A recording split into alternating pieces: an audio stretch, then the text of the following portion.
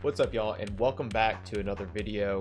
Today we're going to be going over how you can solo flawless the new Sundered Doctrine Dungeon. We'll be going through every encounter, the builds we used, the weapons we used, all the pain points, and the things to look out for. So feel free to skip ahead to the time codes if you're stuck on an encounter. Without further ado, let's get into it. When you load into the dungeon, there's a quick traversal section. Be sure to move through it quickly or take your time, kill all the ads.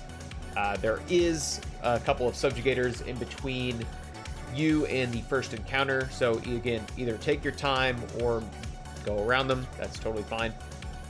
For the first encounter, we used the Thunder Crash Titan with Rally Barricade, High Lift, but that's up to you. We used Thunderclap for our melee, Pulse Grenade. We use the new Storm's Keep aspect, as well as Knockout. When it comes to fragments, we used Spark of Shock, Spark of Feedback, Spark of Resistance, and Spark of Frequency.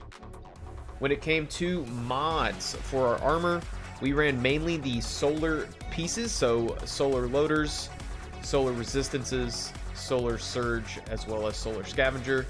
For our helmet, we made sure we had hands-on. With this encounter, you could easily switch this to a special ammo finder, but we just left on heavy because it's easier for the next encounter.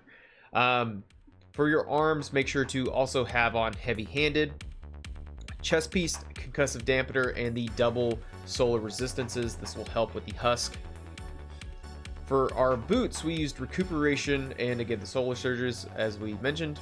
And for our mark, we used the bomber, powerful attraction, and reaper mods. For our artifact, this is the artifact we used. Be sure to activate your Tome of Want. In order to activate your Tome of Want, just be sure to slot anything in. I got the bow crumbling scripture on right now to focus the bow, but anything will work. For our weapons for this encounter, we used Breachlight, we used the Lord of Wolves, and if you're feeling like you want to move fast, you can definitely use the Half-Truths or anything with Eager Edge. If you want to play it safe, use Commemoration, use any sort of machine gun that you have to clear ads or to kill the subjugators as fast as you can. How the first encounter works is first you will be given 2 clues, then 1 clue, and then no clues. In order to find the clues around the map, you need to kill the flying dreg. They will drop a symbol. You need then to collect lenses and then connect them to the main source of light. That would be the middle of the room. We will also be posting a symbol sign here that we used for Vow of the Disciple. This helps kind of identifying and even reading the sentence as it goes. So for example, the pyramid kills worm. You'll do this in 3 cycles, and again, in escalating lens collection. So the first, you need to get 1 clue. Second round, you need 2 clues. And the third round, you need a full sentence of 3 clues. Once you've done that, you'll move on to the next encounter. There'll be a short traversal section that you need to maintain all safety, play your life. And then you will be getting to the second encounter, which is likely the most difficult encounter of this dungeon.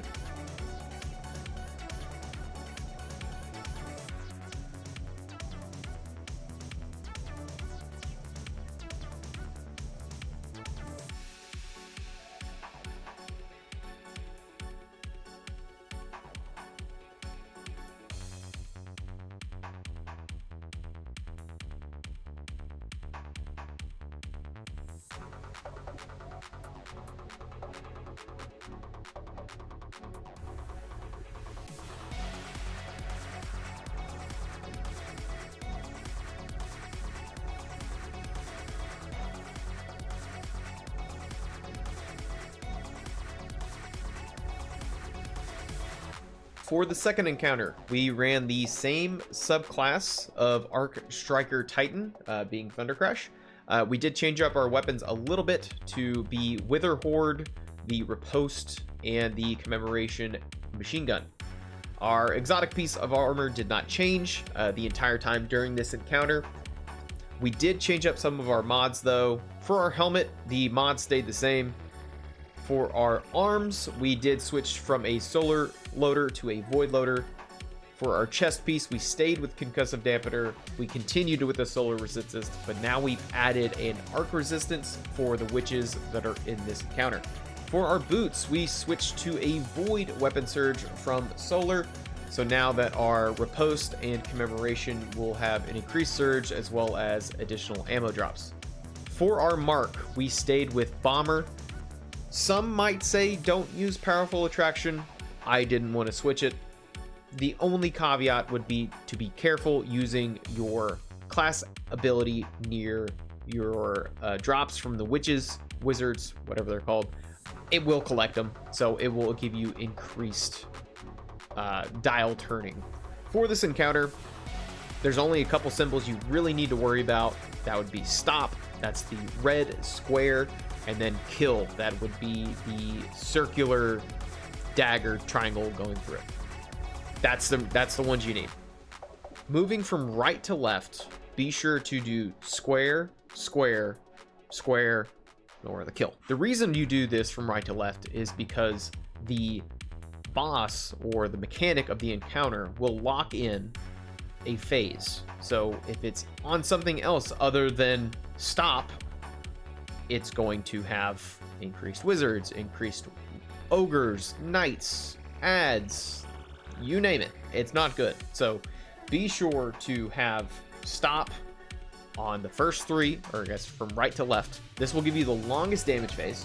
Once you go into damage phase, I like going next to the door and the right boss and using my Wither Horde on all three that I can see, switching to commemoration and dealing damage from behind a barricade. I did this in 2 phases. It's doable. I would also say save your Thunder Crash as well. Saving your Thunder Crash the first round, just in case there is an ogre or a knight or a group of wizards or witches that you want to take down as fast as you can. It'll kind of give you a safe escape out of that corner. The second round, repeat the same damage cycle. I would then use Thunder Crash on the boss then, if you just need that last stitch damage. Do this twice, do this 3 times in this fashion. You're going to get through this encounter. This is the toughest one. If you can get through this, you can easily get through the last piece. After you kill the boss, it'll drop all the eyes. Be sure to push the eye down the ramp into the socket by the chest, and then you should have a door open up. Take that door, go through the traversal section. I would also say be careful jumping the gaps. There are dreg that could suppress you or give you tinnitus that will not let you jump. So that has ruined a flawless run of mine. So be careful, just take them out, take your time, get to the final encounter.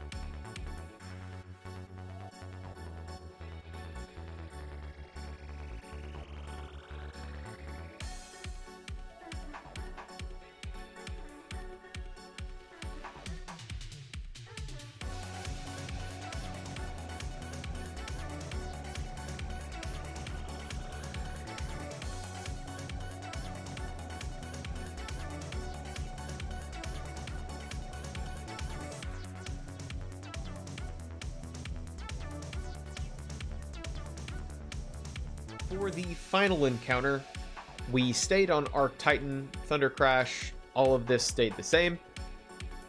We used the Scattered Signal Fusion Rifle, the Riposte Auto Rifle, and then we moved to the Queenbreaker Linear Fusion Rifle. I did not have the Catalyst at the time of making this video, so you are totally fine using a non-Catalyst version Queenbreaker. For our mods, we switched to a arc loader for our arms. Our helmet stayed the same. We moved back to 2 solar resistances for the husk, and then we moved to a arc weapon surge with an arc scavenger. Our artifact stayed the same, and it used the particle reconstruction that was kind of our ammo regeneration piece for the Queenbreaker, as well as the unstoppable fusion for a little extra damage. How this encounter works is you need to put light on a lie and you have to darken the truth. Now, this is kind of where understanding the mechanics or the symbols and reading them as a sentence helps out tremendously. That way you do not have to go find the Truth Seekers in the side rooms. If you don't know how to read these sentences, that's totally fine. Find a Truth Seeker, which is the Flying Dreg. Eliminate them, they will drop a symbol, and the symbol they drop is the truth, which means you need to turn the light off on those 3 symbols on the right or left side. In order to unlock the lenses to switch and turn them around, they may be covered in strand. You'll have to kill a scion to get a buff. I think this buff lasts about 10 seconds. To kill the threadling strings holding the lens in place. When you kill these things, threadlings will come out. And the threadlings will kill you. They will end your run. As soon as you break one of these, or 2 or 3, run away. They'll eventually despawn. Once you have the lie in the light, being seen by all, and the truth in the dark where it is unseen and not needed, you can start damage phase by interacting with the pillar in the middle, or the dial in the middle, and then move on the left side of the room. There's 2 common damage spots on the left side near the left room wall, or on the left side on top of the add door in the back. If you do this 5 to 6 times, you should easily be able to clear this out. Again, this is a marathon, not a sprint, so take your time, play your life, and that's really about it. You should be able to complete all of these things pretty easily. I would say don't get discouraged, continue to practice. The second encounter is the toughest in the dungeon. If you can get past that piece of the dungeon, you're good. Don't relax, but you're good. You can handle the rest of the stuff coming in. If you're still here, I want to say thanks. Thanks for sticking around. If you could, like the video, dislike it, subscribe. It all helps. We check these things out so that way we can form our content around what is needed or what works in guides better. We should have some videos coming up soon of the other dungeons that we ran and what classes we did them on, as well as a dungeon video regarding loot and how it could potentially be better. Again, want to say thanks. Please subscribe. Feel free to stop by at our Twitch. We're live Tuesday, Thursdays, and Saturdays. Feel free to give us a follow there. We enjoy the live commentaries as well as your feedback. So again, want to say thanks and peace out.